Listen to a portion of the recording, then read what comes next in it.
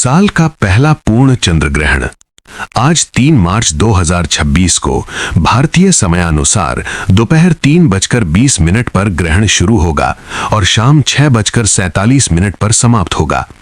ये एक पूर्ण चंद्र ग्रहण है जो प्रशांत महासागर, अमेरिका और एशिया के कुछ हिस्सों में पूर्ण रूप से दिखाई देगा।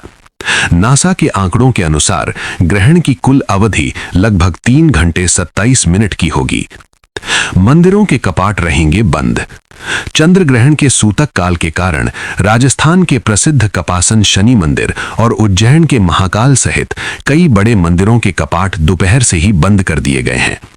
धार्मिक मान्यताओं के अनुसार ग्रहण के दौरान मूर्तियों का स्पर्श वर्जित होता है, इसलिए शाम 7 बजे शुद्धिकरण के बाद ही दर्शन पुनः शुरू होंगे। भारत में ग्रहण की दृश्यता का समय।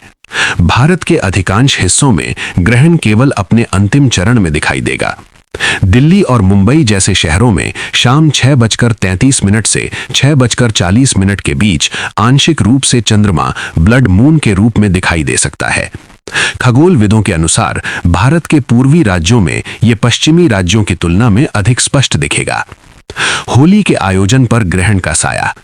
चंद्र ग्रहण के कारण भद्रा और सूतक के समय में टकराव होने से विद्वानों ने होलिका धुलंडी का मुख्य उत्सव 4 मार्च को मनाने का सुझाव दिया है।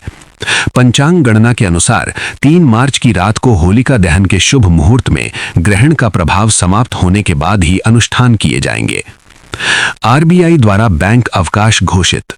भारतीय रिजर्व बैंक के कैलेंडर के अनुसार आज 3 मार्च को होली और ग्रहण के विशेष संयोग के कारण देश के 12 प्रमुख राज्यों में बैंक बंद रहेंगे।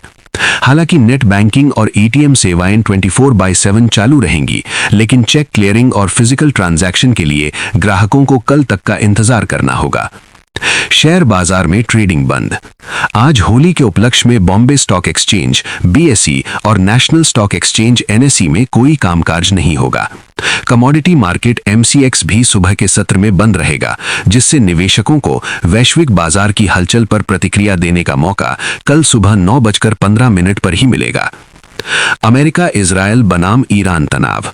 ईरान के परमाणु ठिकानों पर अमेरिका और इजरायल के संयुक्त हमलों का आज तीसरा दिन है, जिससे मध्य पूर्व में पूर्ण युद्ध की स्थिति बन गई है। पेंटागन की रिपोर्ट के अनुसार अब तक 15 से अधिक रणनीतिक ठिकानों को निशाना बनाया गया है। ईरान ने भी जवाबी कार्यवाही में लंबी दूरी की मिसाइलें दागने की धमकी दी है। पीएम मोदी की शांति अपील। प्रधानमंत्री नरेंद्र मोदी ने इजरायली पीएम बेंजामिन नेतन्याहू से फोन पर बात कर तत्काल सीज फायर यानी शस्त्र विराम का आग्रह किया है। पीएम ने जोर दिया कि गाजा और ईरान सीमा पर नागरिक सुरक्षा सर्वोपरि होनी चाहिए। भारत ने संघर्ष को कूटनीतिक चर्चा के माध्यम से सुलझाने का प्रस्ताव पेश किया है। अरब नेताओं से भारत का संवाद। पीएम मोदी ने बहरीन और सऊदी अरब के क्राउन प्रिंस से मध्य पूर्व की बिगड़ती सुरक्षा स्थिति पर चर्चा की। भारत ने इन देशों के साथ मिलकर एक शांति कॉरिडोर बनाने की संभावना तलाशी है, ताकि युद्ध की आग अन्य खाड़ी देशों तक न फैले। कच्चे तेल की कीमतों में भारी उछाल।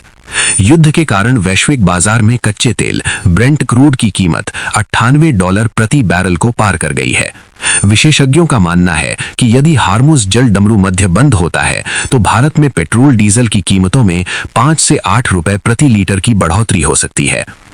एयर स्पेस और उड़ानों का डाइवर्शन। मिडिल ईस्ट में मिसाइल हमलों के डर से एयर इंडिया, एमिरेट्स और कतर एयरवेज ने अपने रूट बदल दिए हैं। दुबई और तेहरान जाने वाली लगभग 40% उड़ानें या तो रद्द कर दी गई हैं या उन्हें लंबी दूरी तय करके यूरोप के रास्ते भेजा जा रहा है, जिससे हवाई किराए में 25% वृद्धि हुई है। ऑपरेशन राहत का दूसरा चरण। युद्ध प्रभावित क्षेत्रों में फंसे लगभग 15,000 भारतीयों को निकालने के लिए भारत सरकार ने विशेष राहत उड़ानें शुरू की हैं। विदेश मंत्रालय के आंकड़ों के अनुसार पिछले 24 घंटों में 1200 नागरिकों को सुरक्षित वापस लाया गया है। तेल अवीव और तेहरान में भारतीय दूतावासों ने 24/7 हेल्पलाइन जारी की है। राज्यसभा चुनाव की हलचल। बीजेपी के संसदीय बोर्ड ने आज 3 खाली पड़ी राज्यसभा सीटों के लिए उम्मीदवारों के नाम तय करने हेतु दिल्ली में बैठक की है। सूत्रों के अनुसार आगामी चुनावों को देखते हुए पार्टी कुछ नए और क्षेत्रीय चेहरों को मौका दे सकती है। अंतिम सूची आज देर शाम तक जारी होने की उम्मीद है। सरकार की विदेश नीति पर विपक्ष का हमला। कांग्रेस और आम आदमी पार्टी ने केंद्र सरकार पर ईरान मुद्दे पर अस्पष्ट रुख अपनाने का आरोप लगाया है। विपक्ष का कहना है कि ईरान के साथ भारत के पुराने ऊर्जा संबंध हैं, जिसे युद्ध के कारण खतरा पैदा हुआ है और सरकार को कड़ा रुख अपनाना चाहिए। पाकिस्तान का भारत पर आरोप। पाकिस्तानी राष्ट्रपति ने एक प्रेस कॉन्फ्रेंस में दावा किया कि भारत सीमा पर युद्ध जैसी तैयारी कर रहा है। हालांकि उन्होंने ये भी कहा कि पाकिस्तान बातचीत के माध्यम से शांति चाहता है। भारतीय रक्षा मंत्रालय ने इन दावों को आधारहीन बताते हुए नियमित युद्धाभ्यास करार दिया है। सोने के भाव में ऐतिहासिक तेजी। युद्ध की अनिश्चितता के बीच सुरक्षित निवेश के रूप में सोने की मांग बढ़ गई है।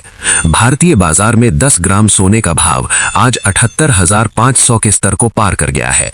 वैश्विक बाजार में स्पॉट गोल्ड की कीमत $2450 प्रति आउंस के करीब पहुंच गई है। चांदी की चमक भी बढ़ी।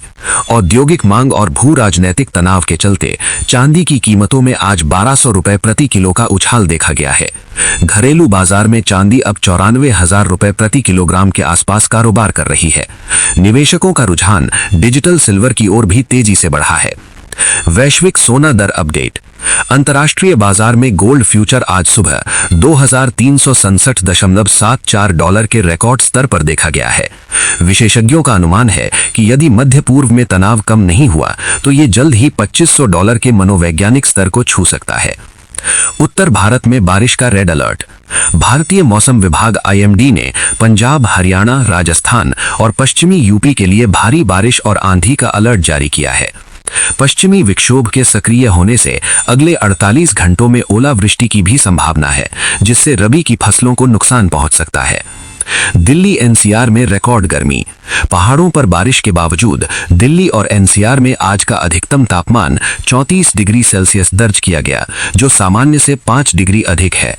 IMD के अनुसार शुष्क हवाओं के कारण मार्च के पहले सप्ताह में ही हीट वेव जैसी स्थिति बन रही है। खाद्य सुरक्षा पर चिंता। युद्ध की वजह से यूक्रेन और रूस से होने वाली गेहूं की आपूर्ति बाधित होने की आशंका बढ़ गई है। हालांकि भारत के पास पर्याप्त स्टॉक है, लेकिन वैश्विक कीमतों में तेजी आने से घरेलू बाजार में आटे और दालों के दाम स्थिर रखने की चुनौती बढ़ गई है। स्थानीय राजस्थान अपडेट। मंदिर व्यवस्था। राजस्थान के सांवलिया सेठ और अन्य बड़े मंदिरों ने ग्रहण के समय श्रद्धालुओं के लिए विशेष गाइडलाइन जारी की है। दर्शन बंद रहने के दौरान केवल मानसिक जाप की अनुमति दी गई है। जिला प्रशासन ने ग्रहण देखने के लिए भीड़-भाड़ वाले इलाकों में सुरक्षा बढ़ा दी है। भारत इजरायल दक्षिण सौदा। तनाव के बीच भारत और इजरायल ने $2 बिलियन के नए रक्षा सौदे पर हस्ताक्षर करने की दिशा में प्रगति की है। इसमें लंबी दूरी की बराक 8 मिसाइलें और एडवांस ड्रोन तकनीक शामिल हैं। ये समझौता भारत की आत्मनिर्भर भारत नीति के तहत संयुक्त उत्पादन पर आधारित होगा। ह्यूंडई की रिकॉर्ड बिक्री। ऑटोमोबाइल क्षेत्र से अच्छी खबर है। ह्यूंडई इंडिया ने फरवरी 2026 में 66,134 यूनिट्स की बिक्री के साथ 12% की वार्षिक वृद्धि दर्ज की है। कंपनी की क्रीटा और वेन्यू मॉडल्स की मांग में सबसे ज्यादा उछाल देखा गया है, जो बाजार में सुधार के संकेत हैं। क्रिकेट वायरल खबर। PCB विवाद। एक पाकिस्तानी क्रिकेटर द्वारा सोशल मीडिया पर मैच के परिणाम की भविष्यवाणी करने और सट्टेबाजी से जुड़े दावों के बाद विवाद खड़ा हो गया है। ICC की एंटी करप्शन यूनिट ने इस मामले की जांच शुरू कर दी है, जिससे क्रिकेट जगत में हड़कंप मचा है। अमेरिकी सुप्रीम कोर्ट का टैरिफ पर फैसला। अमेरिकी सुप्रीम कोर्ट ने आयातित वस्तुओं पर लगाए गए नए टैरिफ नियमों को वैध ठहराया है। इस निर्णय से भारतीय IT कंपनियों और निर्यातकों को झटका लग सकता है, क्योंकि अब अमेरिका में सेवा देना और सामान बेचना महंगा हो जाएगा। वैश्विक सुरक्षा चिंताएं। संयुक्त राष्ट्र सुरक्षा परिषद की आपात बैठक में 50 से अधिक देशों ने मध्य पूर्व में परमाणु हथियारों के संभावित उपयोग पर चिंता जताई है। मानवाधिकार संगठनों ने चेतावनी दी है कि यदि युद्ध नहीं रुका तो 10 लाख से अधिक लोग विस्थापित हो सकते हैं। भारत कनाडा ऊर्जा समझौता। तनावपूर्ण दूतनैतिक संबंधों के बीच भारत और कनाडा ने असैन्य नाभिकीय ऊर्जा और यूरेनियम आपूर्ति के लिए एक नया तकनीकी समझौता किया है। ये समझौता भारत के परमाणु ऊर्जा संयंत्रों के लिए ईंधन की निरंतर आपूर्ति सुनिश्चित करेगा, जिससे बिजली संकट कम होगा। सुरक्षा परिषद में सुधार की मांग। भारत ने एक बार फिर यूएनएससी में स्थायी सदस्यता और वैश्विक राजनीति में बदलाव की मांग दोहराई है। G20 के वर्तमान परिदृश्य को देखते हुए कई यूरोपीय देशों ने भारत के इस दावे का समर्थन किया है, जिससे भारत का वैश्विक कद बढ़ा है। जीवन दर्शन और पंचांग।